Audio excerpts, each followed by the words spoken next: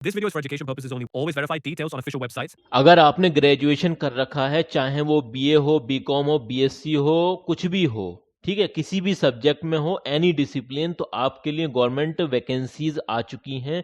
जी हाँ, full detail में आपको बताने वाला हूँ, ऑफिशियल वेबसाइट की मदद से पूरी जानकारी आपको प्राप्त कराने वाले हैं, ठीक है।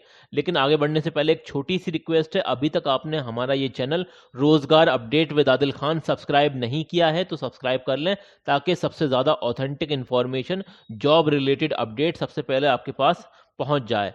देखिए, हम जो भी आपको वैकेंसी बताते हैं उसे वेरीफाई करना आपकी जिम्मेदारी है। ऑफिशियल वेबसाइट पर जाएं और उसे वेरीफाई ज़रूर करें।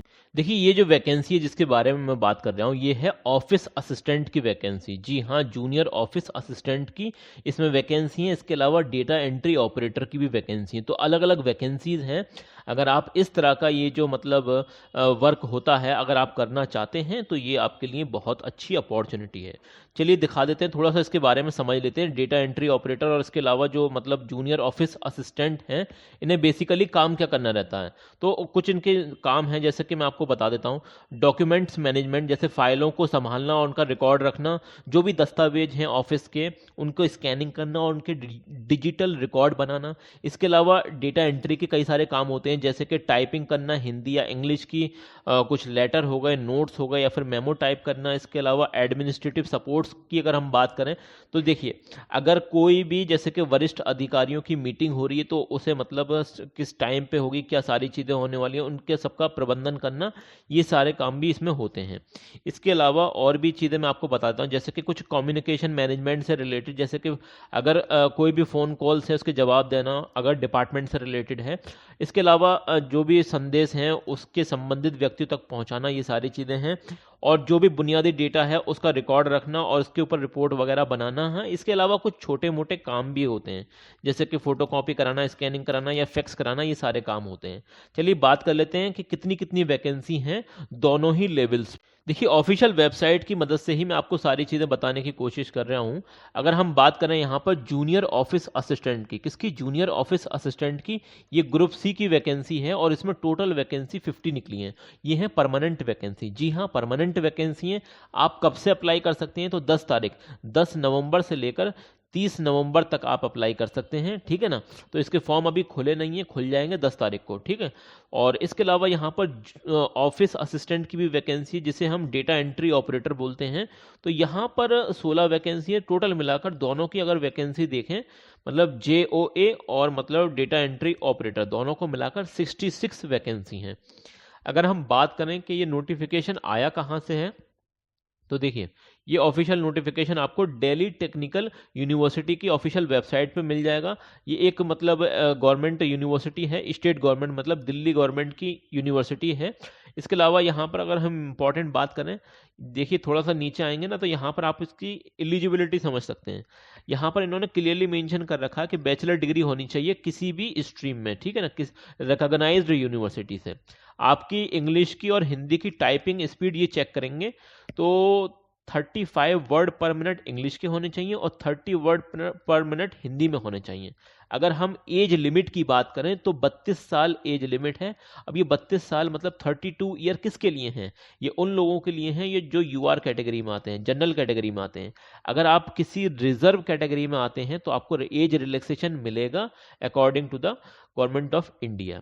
अगर हम बात करें office assistant data entry operator, तो ये है लेवल 4 की वैकेंसी। इसकी सैलरी यहाँ पर ये मेंशन कर रखी है, लगभग लगभग अगर मैं आपको बताऊं तो ये समथिंग, ठीक है, प्लस आपके अलाउंस वगैरह जुड़ जाते हैं, तो ठीक ठाक सैलरी आपको यहाँ पर प्रोवाइड हो जाती है। अगर हम इसमें और भी इम्पॉर्टेंट चीज़ें देखें तो देखिए, यहाँ पर जो डेटा एंट्री ऑपरेटर है, इसके अंदर भी अगर आपने बैचलर डिग्री कर रखी है तो आप अप्लाई कर सकते हैं। साथ में अगर आपके पास 2 साल का at least 2 year of relevant experience है तो आपके लिए और अच्छी बात है यहाँ पर, ठीक है।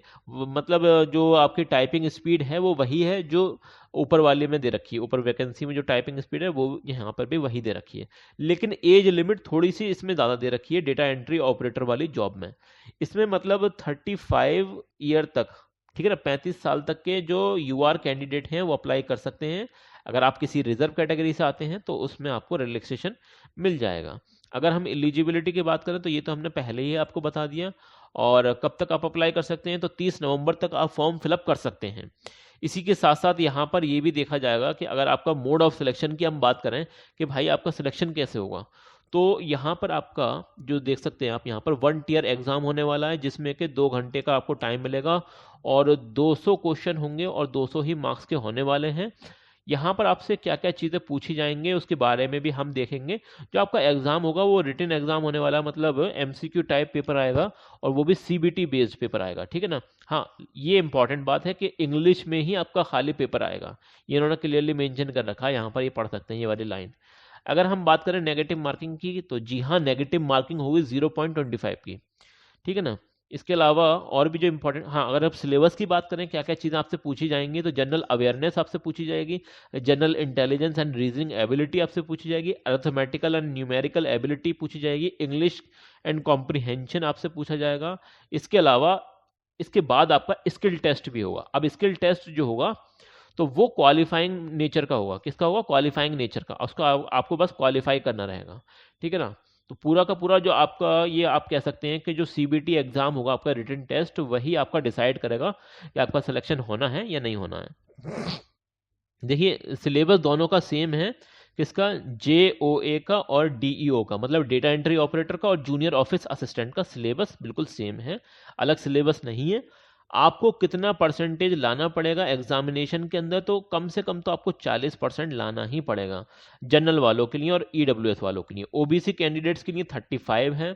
इसके अलावा SC और ST और PH कैंडिडेट के लिए 30% तो लाना ही पड़ेगा। ये क्वालिफाइंग मार्क्स है, मिनिमम क्वालिफाइंग, इतना तो होना ही चाहिए, ठीक है ना। इसके अलावा यहाँ पर अगर हम एज रिलैक्सेशन की बात करें तो SC ST वालों को 5 ईयर का है रिलैक्सेशन, OBC दिल्ली वालों को यहाँ पर 3 साल का है, और यहाँ पर PH जो PWBD कैंडिडेट्स हैं उन्हें 10 साल का एज रिलैक्सेशन मिलेगा। इस तरह से ये आप स्क्रीनशॉट ले लेना इसका। यहाँ पर आपको एज लिमिट्स का, मतलब एज जो इसमें आपकी एज के अंदर जो यहाँ पर आपको जो एज में रिलैक्सेशन मिल रखा है वो सारी चीज़ें आपको पता चल जाएंगी, ठीक है। अगर हम बात करें इसकी एप्लीकेशन फीस की, तो लिटरली मैं आपको बताऊं कि फीस बहुत ज़्यादा है, बहुत ज़्यादा फीस है। 1500 रुपये, कुछ ज़्यादा ही इन्होंने बता रखा है। ये पता नहीं क्या है भाई, गवर्नमेंट की तरफ से फंडिंग भी आती है इन यूनिवर्सिटीज़ को और अच्छी खासी फंडिंग रहती है, फिर भी ये इतने फीस चार्ज करते हैं, पता नहीं क्यों ये इतनी फीस चार्ज करते हैं। अब यहाँ पर तो जनरल कैंडिडेट कोई भी अप्लाई कर सकता है ना, तो इस तरह से तो इनकी अच्छी खासी कमाई हो जाएगी देखा जाए तो। बाकी अगर हम बात करें यहाँ पर, तो आपको ऑनलाइन फॉर्म फिलअप करना पड़ेगा, ये यहाँ पर क्लियरली मेंशन कर रखा है। इसके अलावा जो आप फॉर्म फिलअप करेंगे उसका आपको प्रिंट आउट कराना पड़ेगा और उसे at the time of document verification उस प्रिंट आउट को आपको लेकर जाना पड़ेगा, ठीक है।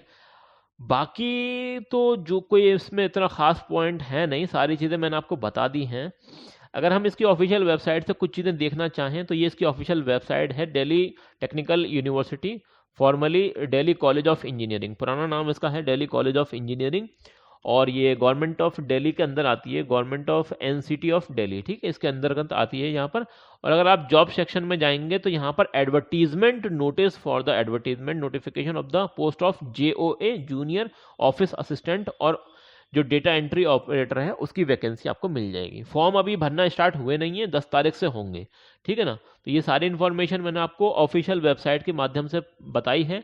फिर भी कोई बात ना समझ में आए तो कमेंट सेक्शन आप लोगों के लिए बनाया गया है, कमेंट सेक्शन में ज़रूर से पूछ लेना।